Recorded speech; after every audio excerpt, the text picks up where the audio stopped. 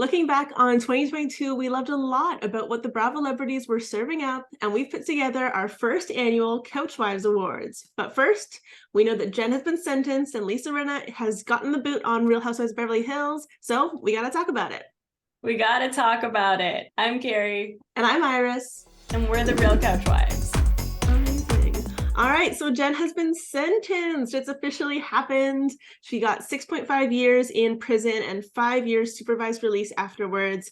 Plus, she has to forfeit $6.5 million and has been also ordered to pay another $9.5 million. So she's got a lot of work to do. Yeah, what was so crazy about that was the live streaming and just live coverage of all of the Bravo podcasts, Instagram accounts, Twitter, Reddit. Yeah. You felt like you were just there and getting all of the information. Yeah, I was literally at the airport when it was all happening, and I was just scrolling and reading stories, and it was oh my god, this is so intense. What's happening next? It was so good. Really felt part of the action. It was game day for football fans. Yeah, I mean, there was a lot building up to it. We all had to sit through all of these seasons of Jen just screaming at everyone about her innocence. And I feel like there was just it was really this big culmination, especially with we talked about this in another podcast of the Bravo docket, where you got to hear from a lot of the victims and really a lot that went into this case. And you mentioned before, this was not a victimless crime.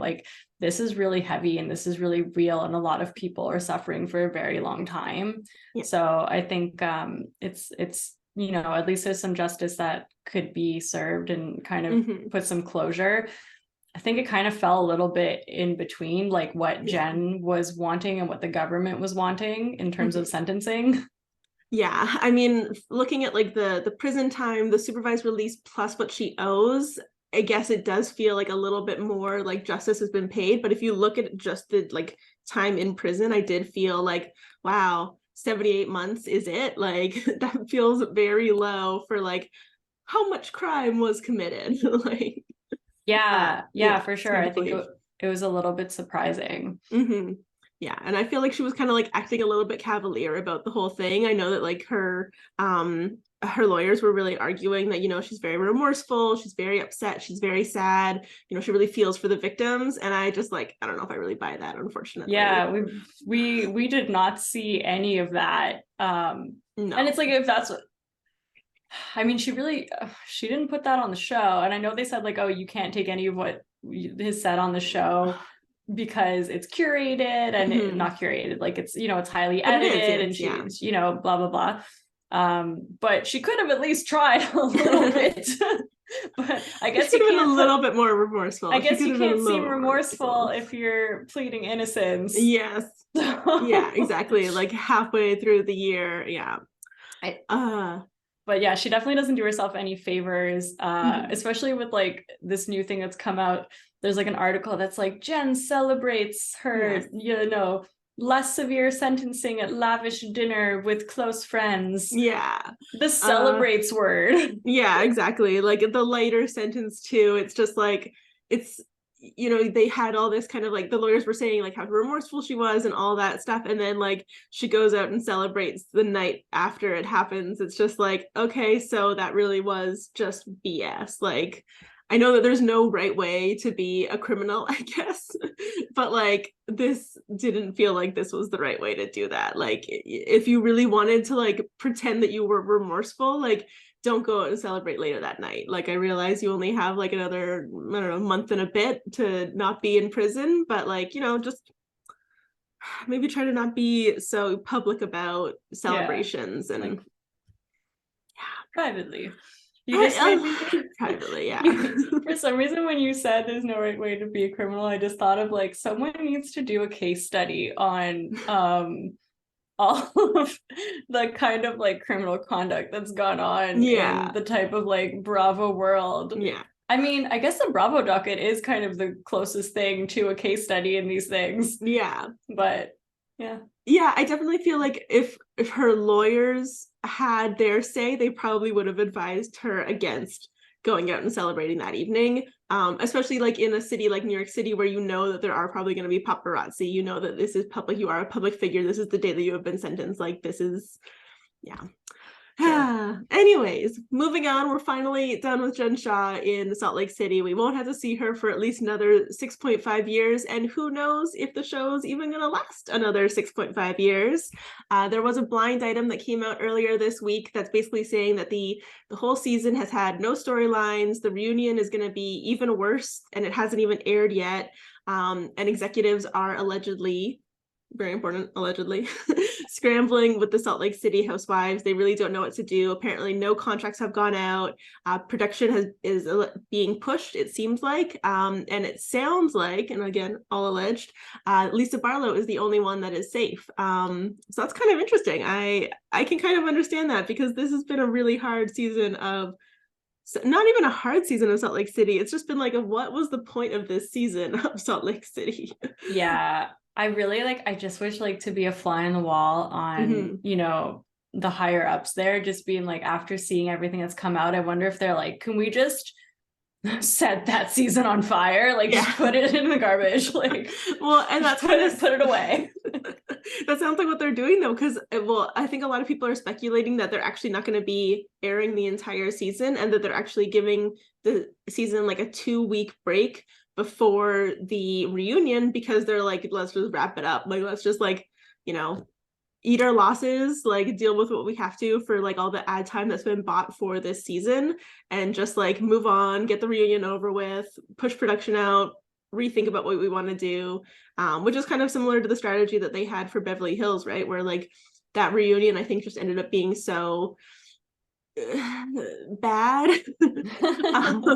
I think so many people were just so upset after the end of that season, so they also just kind of were okay, let's just take some time, we don't need to rush into production, we're gonna rethink this a little bit and see what happens. So there's just so much drama and controversy and just ethical dilemmas everywhere. You know, obviously Jen Shah being the highest, but even the stuff around the black guy with Heather is oh my God, is such a cluster as well, because it's just well, if this is an actual thing that happened and she's covering for someone, that's really terrible. But then if if nothing happened and she's alluding that something happened, that's also really terrible. And it's behavior that would have gotten you fired in other shows. So I don't know, the whole thing's just confusing. I don't get it. I know. And that Heather black eye storyline is just, it's clearly backfired for her so horribly. But they also doesn't really seem to have enough of a cast to fully stand on for next year, right? They're down to 4 full-time housewives and a few housewives that have been friends of, that have kind of, oh gosh, how do I say this nicely? have underperformed and not curried favor with Bravo.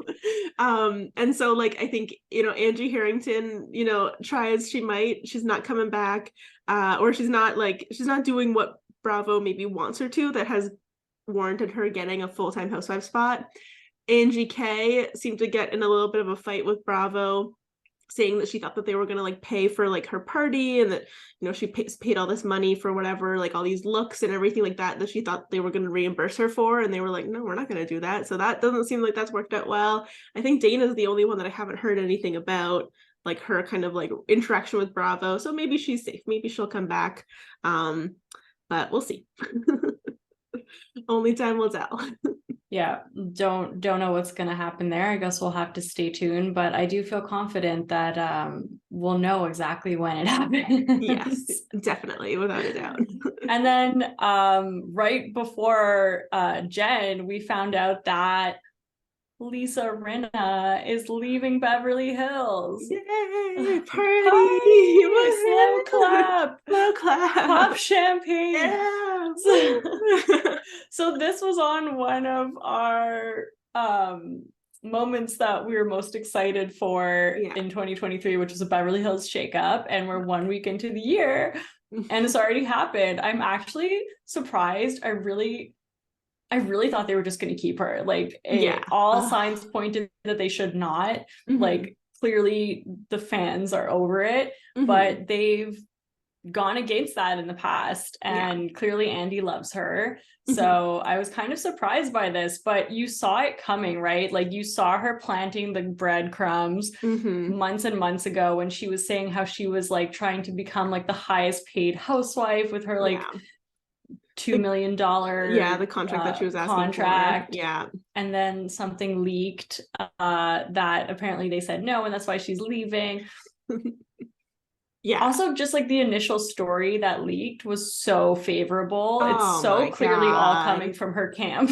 1,000,000%. For somebody who like complained so much about Lisa Vanderpump planting stories, and I don't doubt that Lisa Vanderpump planted stories. There's no doubt in my mind. But for somebody who complains so much about it, like, girl has learned how to do it. Like, it's just, it's so annoying. But yeah, I'm really happy to see her go. I think that this has been a long time coming. I've never been a Lisa stan. I understand that there's a lot of people looking back now being like, oh, you know, say what you will about Lisa Rinna, but she was iconic. You know, she was the GOAT, a la Erika Jane. Or that's what Erika Jane was saying about her. We gotta talk about that one too. We do have to talk about that one. But yeah, it's just it's high time, and it actually is so great because I actually want to watch next season now. And I was really thinking that I wasn't going to be able to watch next season now. So no, here we go. No, for sure. And also, it just kind of made me think her leaving, it was just painted in such like a positive light. You know, all of the stories that came out, Andy even put something out that was like, it's been an iconic run, and there was all these like, it was like an art photo or something. The drunkenly drawn like Real Housewives Beverly Hills, of all of Lisa Rinna, like, and collage. It just kind of made me think, like, I don't remember a lot of housewives being able to go out like that. I feel like for the most part they just kind of like subtly don't come back, or are on pause, like Dorinda. I'm thinking about, like, I can only think of like Nene when I think about somebody who was around for like a very long time and was like a household name in the Bravo world, because a lot of the other housewives that left, like, you know, Carol obviously had been there for I think a good 5 years, but even then, like, you know, her last season she got such a bad edit. Like, I don't know what happened there, but it was not great. If you think about like Kristen on Roni as well, like, you know, when she left after just a couple seasons, she just kind of like faded into the background. And I think that there's been a lot of instances like that. But yeah, this is definitely, even I guess when Lisa Vanderpump left, like, that was clearly very much on Lisa's own terms. It was, but that was like less of an, you know, it was less of a shock. Like, she like she didn't go to the reunion, and like, exactly. And that's actually that's usually what happens too, is like when Adrian left Real Housewives of Beverly Hills as well, like Andy always has this like iconic line on the reunions where he's like, Adrian's last act as a Real Housewife of Beverly Hills was not coming to the reunion. And the same thing happened with Lisa Vanderpump as well.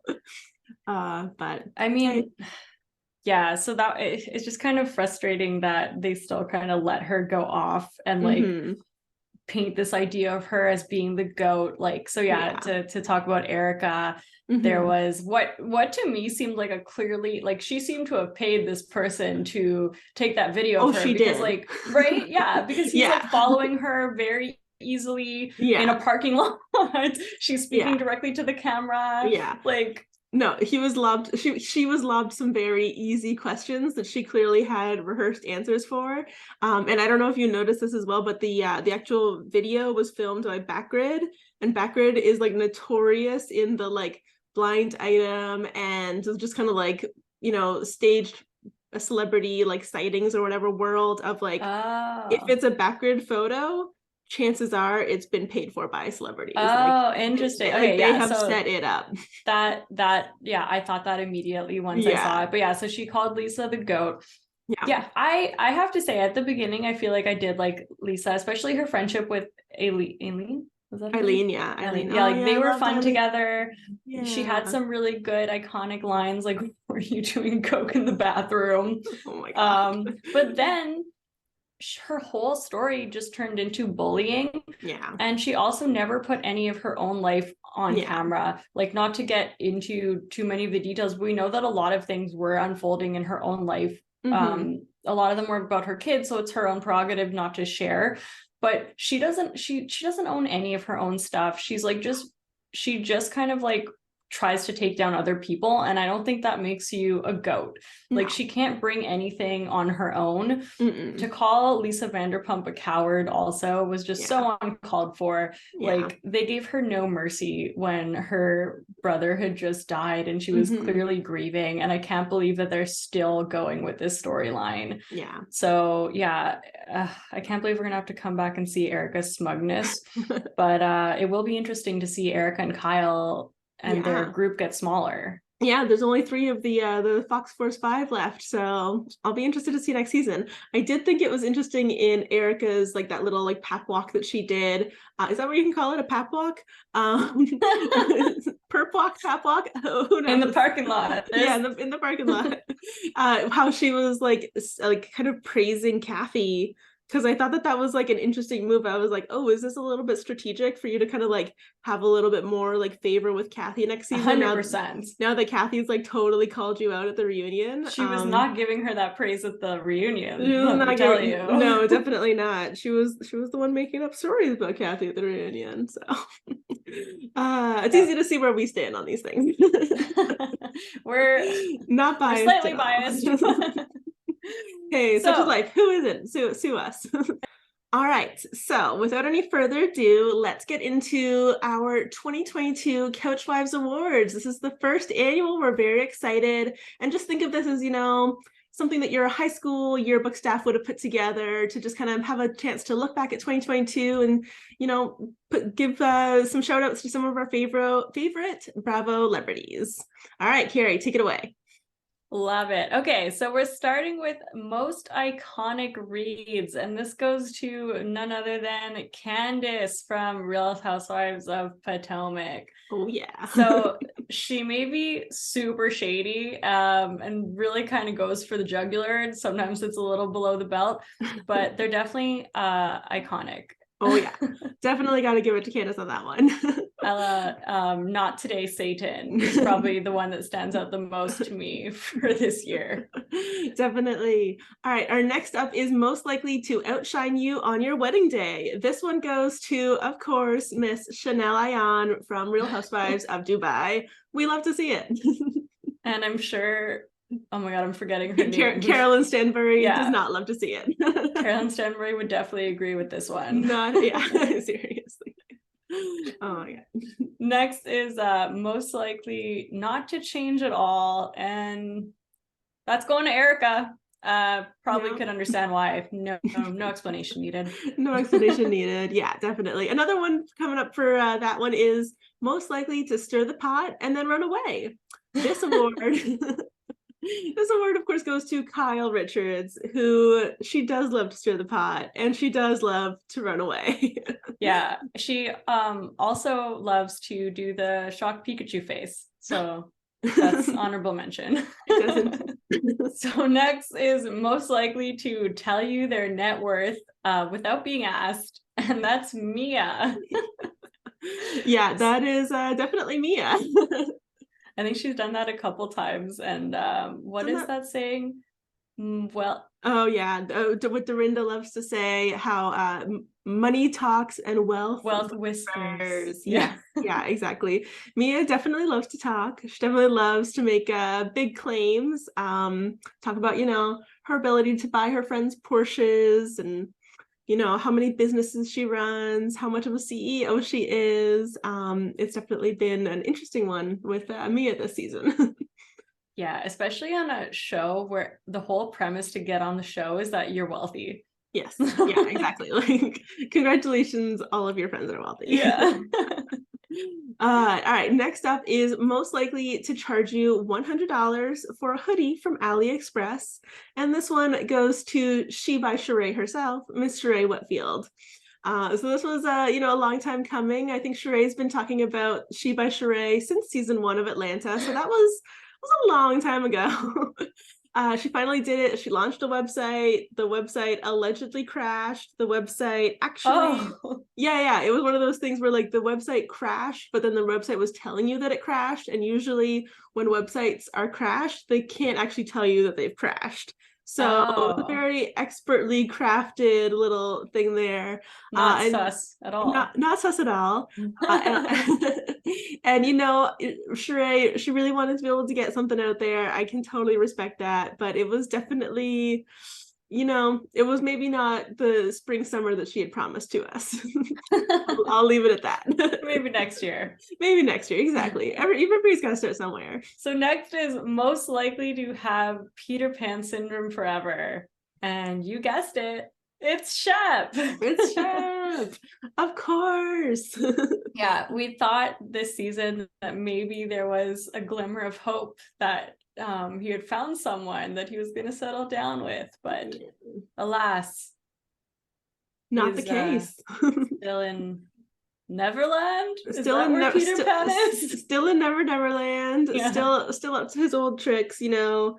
I think Shep may one day find the right woman for him, but it will not be Taylor.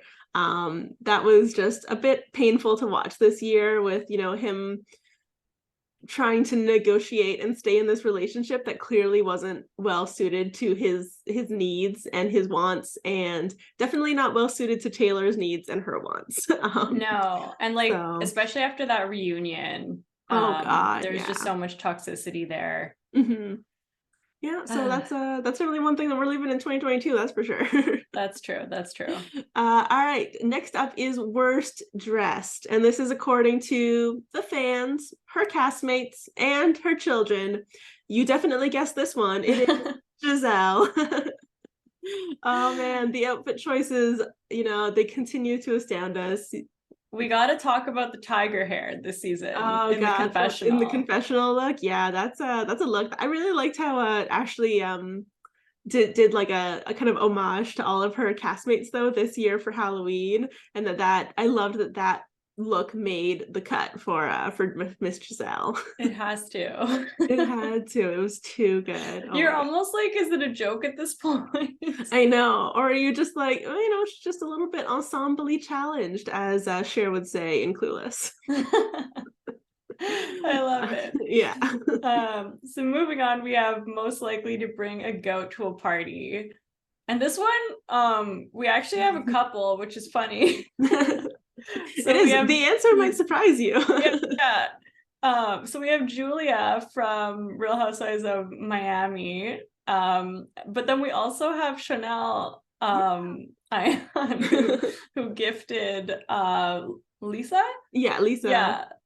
A goat as I guess like a little bit of like I can't remember if it was like a thank you gift or like what it was. I think it was a bit of a peace offering.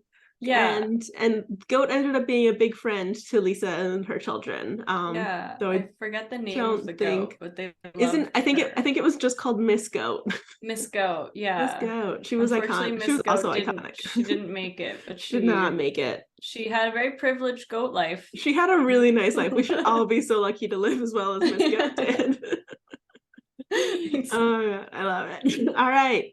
Next up is most likely to wear her own merch. And this one goes to, there's a lot of merch out there, so, you know, but this one goes to Miss Jill Zarin, who, you know, sported her merch throughout the season of Real Housewives Ultimate Girls Trip from the Ex-Wives Club. Yeah, her, when she tried to recreate her, one of her scenes from New York, and I think she was wearing like a Team Jill or something, but no one got it. Oh my God, amazing. Love her. That was really good. That's true. Jill was like the OG wearing her own merch, because she wore that Team Jill shirt to the reunion, and was that that must have been the third season that she wore that. So I think so. I'll double check, but yeah. It was a good one. And then we have most likely to need 3 Kit Kats and a Diet Coke to cool down. None other than Miss Lisa Barlow. God love her. I just love her obsession for Fast food. Yeah, fast food. Her ability to like eat fast food and like just continue to be the skinniest person alive, like I really don't understand. I'm very jealous, but yeah, I don't get it. She looks good, girl. Looks she looks good. amazing. And then they all like cut to their workouts, so they're just like, I'm working so hard. Working so hard. All right, next up is most likely to bring down the biggest bully in Hollywood. It happened. Congratulations, Kathy Hilton. You did it. Love to see it. Love to see it. Oh yeah. I wonder if Lisa's gonna start making her own merch now. She's gonna need to. Biggest bully in Hollywood. Maybe that'll be one of her lip colors. Oh, that's a good idea. Actually, that's a really good idea. I like that. And now we have a least likely to clean up after a party. So this used to be Paige, and now she's passed the baton to Craig, and he's just doubled down on that one. Really has. He's done a great job. So it definitely made that a big part of his personality in Winter House this year. Yeah, it's a weird flex. It is a weird flex, but you know, I guess if I could get her to cleaning, I'd do it too. If I could like get her to cleaning and still be paid, that'd be pretty awesome. True, but everyone will like think weirdly of you. Yeah, exactly. Just get to be the villain of the house. Next up is the most likely to go toe-to-toe with her whole cast. And this year that went to Sutton, actually. You know, she fought with everybody. She fought with Kyle. I think technically Dorit. I think she technically fought with, obviously fought with Diana and Lisa and Erica, and Crystal, actually. Garcelle might be the only person she didn't really fight with, but not just fought with, like she stood her ground with them, which is what I was so happy to see this season, because I feel like last season she like it was a little harder for her, like she crumbled under pressure, and this season she didn't budge, and like I was really impressed with her. Yeah, that's a really good point. I loved Sutton this season. I was just like, I was so impressed with both her and Garcelle's performances overall. Like I just, you know, they were the only thing that made Beverly Hills bearable, I think, this season. And yeah, I was just really proud to see Sutton, you know, come back, hold her own, and yeah, we can't wait to see what she's gonna bring next year too. Yeah, hopefully they'll stop ganging up on her for once. That'd be nice. Now we have worst Facetune offender. This one is a hard category because I feel like there's a lot of Facetune going on. It's like people can't realize that we see them on our TV screens and we know what they look like. When they're magically like airbrushed and have no pores and like 20 years younger. Yeah. But this one we have Ramona and Jill. They're tied. Yeah. They are tied because they're in the photo together. They're usually in the photo together.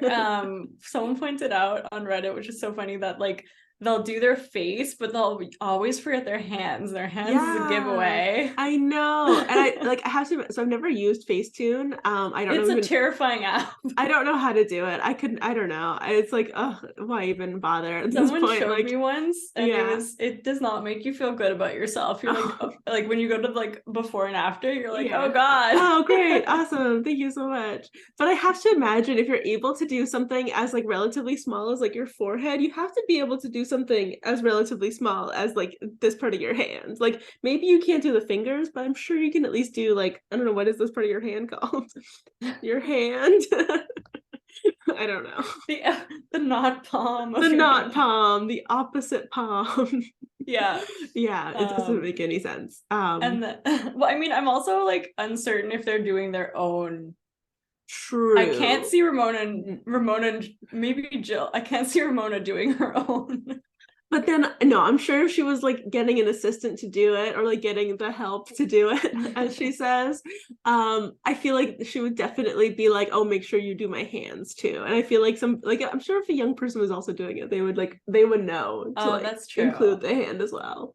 That's true. And then we have an honorable mention, which is Catherine Dennis. Yeah. She just looks totally different all the time. She's just a shapeshifter. She really is, especially after her Facetunes. And you know, she's a gorgeous girl. Like she's beautiful. She's young. She really doesn't need to be doing, like, nobody needs to do a Facetune, but like Catherine in particular really doesn't need to do a Facetune, but I know. gosh, sometimes you see pictures of her and you're like, wow, that is completely unrecognizable. Yeah. It's a little bit like the Kathy Hilton Paula Abdul one as well. Did you see that? Oh my god. Yeah, where she accidentally photoshopped herself to look like a 17-year-old she girl. looks like a teenager, just like, who is that person? That was hilarious. That's when you know you've gone too far. Yeah. All right, next up is biggest fan favorite downfall. I think there's a lot of people that could have been in this category, but the one that we had to hand it to was Heather.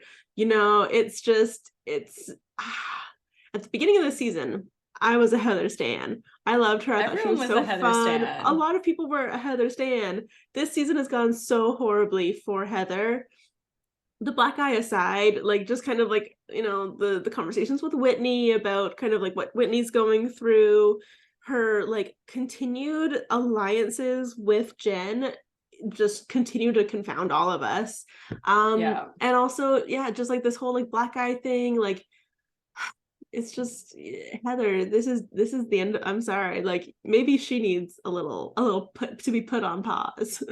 This was definitely Heather's like fall from grace. I feel like she got like a standing ovation and like claps. I think someone cried at BravoCon. Oh my god, yeah, I can imagine. I definitely think this is the biggest kind of like just full circle like fall from grace kind of. Yeah, definitely. I did not see this one coming. No, it's disappointing because she like really said it how it, like she would say it how it is, and like her confessionals were so funny, and now you're just kind of like, girl, you've attached yourself to the wrong horse, first of all, and then just like so many other things. Like the things she chooses to go in on, like you said, like with Whitney, just like when she just leaves Jen totally, that's fine. Yeah, let's her off scot-free, no problem. Yeah, and I think that this is another example of like one of those times where like housewives think that they're doing the most when they're actually doing the least. Like I just feel like she thinks that she's like doing kind of like being a kind of iconic, being like, you know, oh look at me, I'm being so zany and silly. And it's just like, no, you're actually doing nothing. This is not what you think this is. Okay, so for most changed and cutest couple, we have Kyle and Amanda. Finally, they got a good one. Yay, they did it. We've talked about this in past episodes where we talked about Winter House, but it's been so nice to see them just, you know, getting along as a couple and understanding why they're in love and not worrying about whether or not they should be together. It's been nice to see them on Winter House this year, and I hope that it continues in Summer House. Yeah, no, I completely agree. It's funny because I was looking back and I was like, wow, Summer House literally, like we were watching that at the beginning of 2022, and that was such a bad season for them. Like I know we've talked about it before, but like it's literally like night and day with them from Summer House to Winter House. And if you think about it, it was only like a few months apart. Like they got married in September, and then that probably filmed in like February or March. Like it really is just like it's such a different like world for the two of them by the time that Winter House happened. And yeah, we love to see it. It's super cute. Yeah, it's weird. I don't know what happened to cause that change, but hopefully it continues. Hopefully it continues. Hopefully it's only up from here. The next most likely to goes to so most likely to bring the receipts. This is going to the editors of Potomac. Oh my god, these editors, they are working overtime. They are another castmate. They basically are another castmate. They are like they're like the truth serum castmate. Like they do an incredible job, you know. It just makes it the show so fun to like have that kind of like, oh, you didn't know that you said that about Mia? Well, here's what you said about Mia. Like I love that. It's so I love that about Potomac. And I feel like it's what's making, you know, Potomac has gotten a little boring this season. I don't find it's been serving what it usually does. And I still really love Potomac. But the editing I find keeps it fresh and it makes it seem different than the rest of the other kind of series in this franchise, right? Like it's so fun. I think that's so right, because I think the editors are as shady as the castmates are. And that's what's so fun about it. Like, I think yeah, sorry. Oh no, go ahead. Well, I was just gonna say, I think that the like editors in a lot of other stories, like I feel like they are like, okay, we're gonna keep ourselves out of it, like we're not gonna like insert ourselves. And there's only been like a very few kind of like, feels like there's been few and far between like these kind of like little revelations in other Housewives. Like I can't even really think of any in like New York necessarily. I can think of a couple in Beverly Hills, like well, you know, when the whole, oh, I need Andy and a camera, and like the whole storyline that happened with like Garcelle telling what Erica had told Crystal, and like saying that kind of like to the entire group. I think that was in like the, not the last season, but the season before. But overall in Potomac, like they're just always doing that, and it's great. It's got to keep you on your toes, right? Like I think that's maybe also why the Potomac cast don't get complacent. They no, that's it. And I also wonder if it's because it's like one of the casts that has the most OGs still in it. And maybe the editors and like the producers feel so comfortable with them that they can kind of do that. Yeah. And then I also think it's because people start to kind of understand their role in reality and start to play things up, and you need to kind of break that fourth wall a little bit, whether it be a hot mic that you're showing, you know, something that's caught on camera, when basically something that's caught on the mic when the person thinks that it's not still on, essentially. Well, or whether it's the shady editing, right, where the for example, Mia saying that Chris is hitting on her, and then the editors go back to show the clip and they're like, Chris not looking at Mia, like they're gonna go and they're gonna find the truth, and that's what they have to do to keep this being real. And I love that. Yeah, I do. Well, and even in the kind of like the more recent revelations that have come out of Potomac with Ashley's friend, I can't remember their name, Deborah, I think, saying like her version of the events with Chris versus like what actually happened, and like even like the line for line like comparison of like what she said he said and like what actually happened is just like chef's kiss. Like it's so good. Yeah, we love it. We love it. We do love it.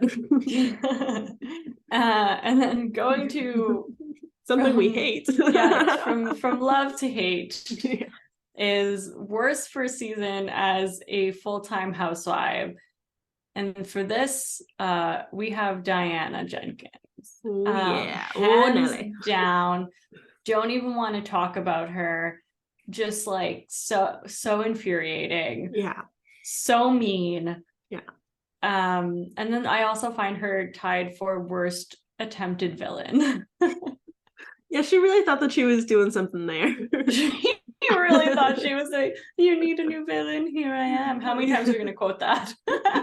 As many times as humanly possible. We're doing what she wanted.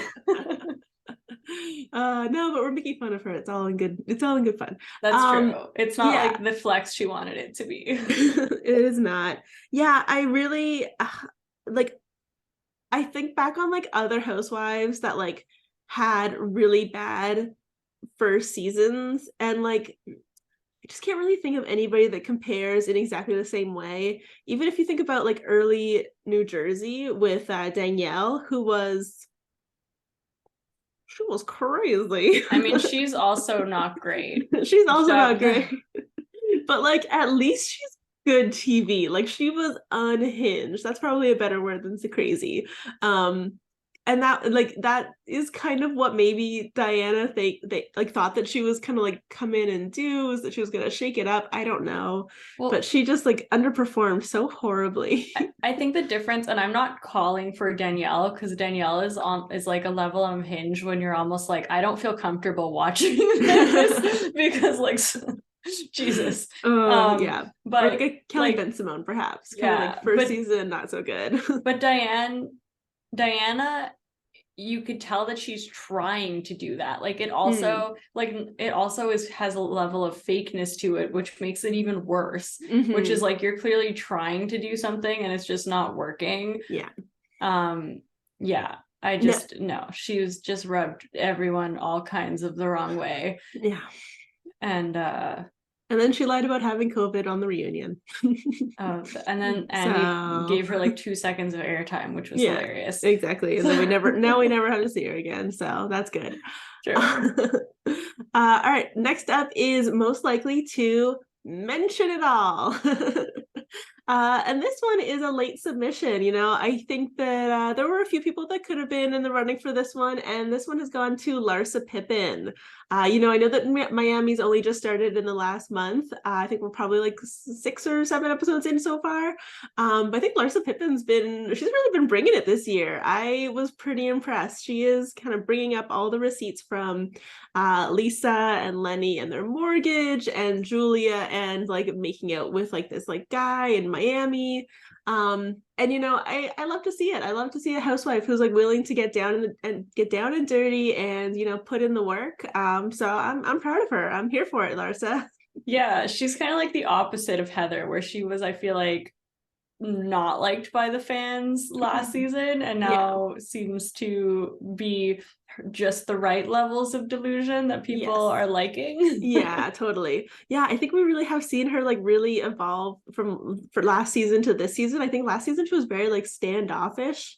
And I think, she still has kind of like a certain air about her, but overall I do think I just think she's being pretty fun this year. And I really like how she stood by Lisa in like the Watch What Happens Live appearances, and putting aside a lot of the differences that they did have as soon as this Lenny information was coming out. And it's nice. I love to see it.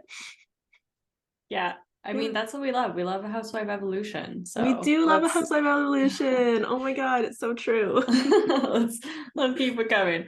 And last on our list, we have most likely to not make you look bad, because you can do that all on your own. And that goes to Garcelle. Yeah. Oh my gosh. There is a special place in my heart for Garcelle. I love her so much. This like line read too for Erica was just like so incredible. Like as soon as I saw it in the trailer, I was like, yes. And then when it happened in real life, I was like, yeah.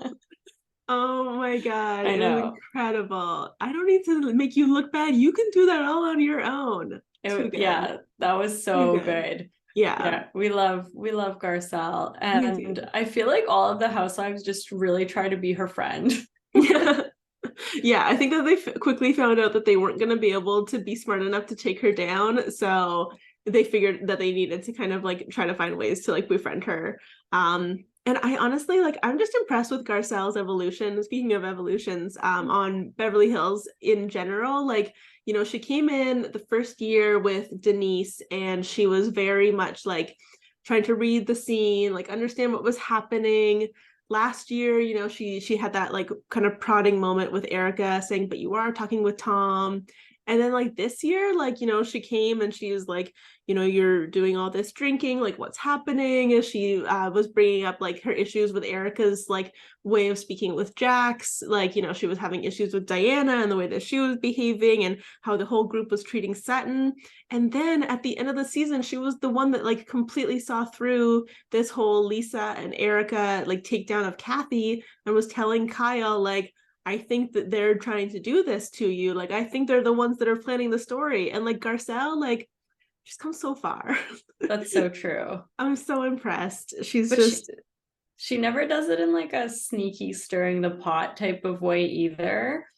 And she's also very accomplished, I feel, and has a lot of other like professional accolades to her name, but she's never kind of shoving it down your throat the way that a lot of other housewives tends to do. Yeah. I don't know. We stand Garcelle. We do stand Garcelle. And if we could have given her like all of the prizes, like we would have given her all of the prizes, like most likely to succeed, top of the class, like just all of them. Like I'm just so impressed. Like I just love her. I'm excited to see what everyone brings in 2023. It's already off to such a crazy year. I didn't think that the sentencing we knew was going to be January 6th. So that one we knew was going to play out. But the Lisa thing we didn't see coming this quickly. Things move fast around here. Oh yeah, there's a lot of stuff happening in the Bravo universe. So you gotta stay up on that. Stay up on them all.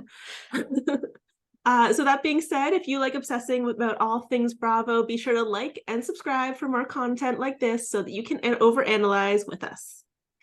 Yes, please. We need more subscribers so we can keep creating content for you all. Yeah. And speaking of New Year, we are starting off the new year. It's a crazy one, but it had us thinking about things that we hope stay in 2022. Oh yeah. Yeah, I feel like we've already manifested like quite a lot of good stuff for 2023. So now it's time for us to manifest even more good things for 2023. Exactly. So the first thing we hope stays in 2022 is now confirmed, and that's Lisa Rinna. It already came true. We did it, Carrie. Wow, you're welcome. We did this. Yeah, that's definitely one thing that I'm glad that we're leaving in old 2022. The other thing that would be really great if we could leave in 2022 is fake plot lines.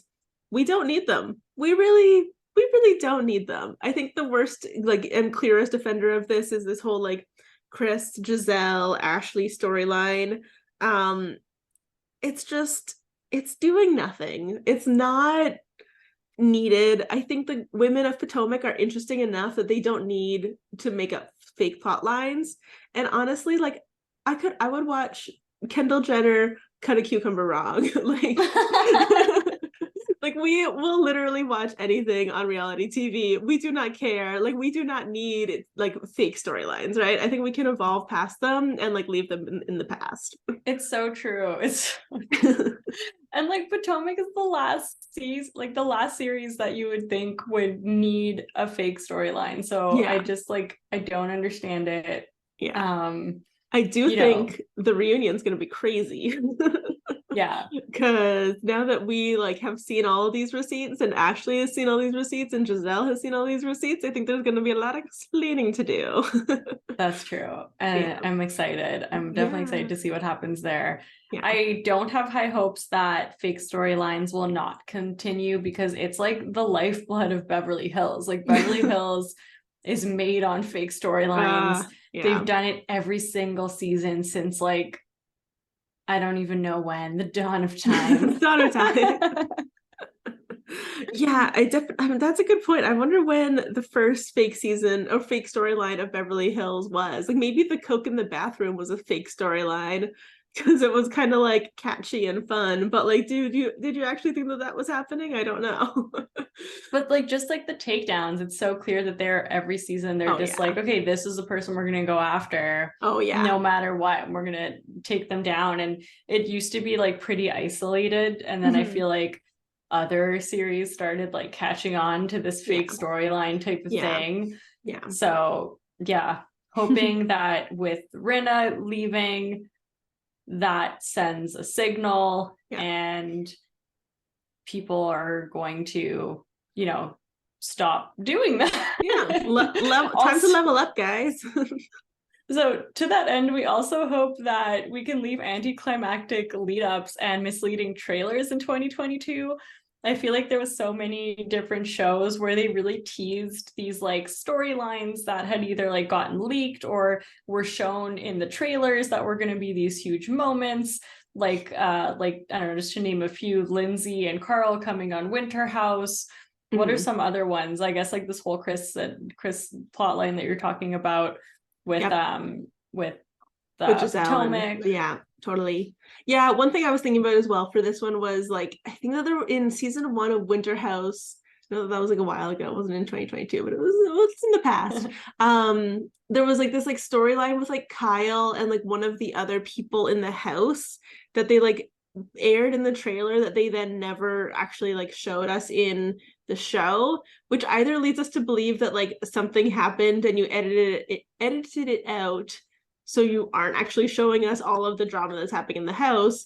Even if you think about, and this is going even further back, like the fight that happened between Dorinda and Tinsley in Miami for Real Housewives of New York, Dorinda finds out that John, her boyfriend, asks Scott, Tinsley's boyfriend, for money, and then she like goes on this like huge like fight, like rampage, whatever, with John on the telephone, And Tinsley says in the reunion that actually, I think it was a reunion a couple years later because they didn't air it on the actual show that season. But Tinsley says that the producers actually wanted Tinsley to stay somewhere else that night because it was so crazy and they were like scared for her safety basically. And like that you're telling me that happened in Miami and like we didn't get to see it? Like what are you talking about? Like, and like I think that to a certain extent that's like, you know, it's alleging that like the producers are protecting people that they like, but at the same time, like aren't we the people that you like more? Like we're the audience. Come on. Yeah, no, it's so true. And it's also like ultimately to their own kind of downfall when you do tease these big moments and then people go in with such high expectations. Like I think that was probably the biggest downfall of Winter House, is that we went into it expecting to understand why Paige like had this burning hatred fire inside of her for Lindsay at the Summer House reunion. And like they kept teasing the Lindsay and Carl coming in as if it was going to be this like massive fight or like basically fueling the whole season, and then like these moments came and went and you didn't understand anything and nothing really happened. And like maybe we would have enjoyed it had we not expected it to be this like huge thing. Yeah, that's a really good point as well, actually. Oh man. So yeah, like just like let the stories have their own legs. Like they, you know. Yeah, I think that's a really good point. Just let them stand on what they are and like don't overhype them or underhype them, and like, you know, we'll be all the happier for it. Exactly. The next thing that we'd like to leave in 2022 is criminals. That's it. Just criminals. Yeah. Kind of sad we have to say it, but here we are. Here we are. And then the last one is casts that hate each other. Yeah, that's a really good one. We want to go back. Yeah, we want to go back to the beginnings of, you know, shows that are based on like real life and real friendships, and like where we're just getting a sneak peek into like a little kind of moment in time. And it's fun, and we want to watch these shows and we want to turn off our brains a little bit. I mean, not fully. We still want to analyze and overanalyze and do our couchwiving duties. Totally. But we don't want to leave frustrated and upset and uncomfortable. Yeah, exactly. No, and I think like if you think about like early seasons where maybe they didn't even like necessarily all know each other, but they did become friends and like have like good times together. Like Kyle and Taylor from Real Housewives of Beverly Hills are an example of like a early friendship that kind of like sparked through this show and actually like continued on. And you know, I don't know if they're friends. I don't think they're friends anymore. I'm sure they're fine, like friendly acquaintances or whatever. But those were like two people that like really like genuinely like got on and really like each other. Even Kyle and Dorit, I think, are like friends. And I just think that there's like too many instances now where like you just don't really even buy that people were friends to begin with, right? Like I'm thinking of like Lisa Barlow and Meredith Marks in Salt Lake City. But yeah, I just think that in general, like I think Miami is showing how real, genuine friendships like really do actually help propel these shows forward. And it's more fun to watch. Yeah, and it is, and especially when they're actually having fun with each other. Like, yeah, I hope, I don't know what the formula is to get back to the magic parts of, you know, a lot of these housewife shows. I think that's kind of one of them, and less fake plot lines. But I hope that we can start to capture that again, because like we've been saying, there's just been a lot of like heaviness. Like we want to go back to this like fun, lighthearted kind of shows that we can then continue to, you know, talk about, find threads, pin together. Exactly. Yeah. Bravo should be fun. Bravo should be fun. Bravo should be fun. So far, not fun. No, I'm kidding. Parts. Yeah. So those are all the things that we really want to see left in 2022. Let us know if there's anything that you guys think should be left in 2022 as well. Or if there's anything that you really hope that you are going to see in 2023. Was that good? Was that okay? Yeah. I just jumped into that because I was like, oh, that's the next point.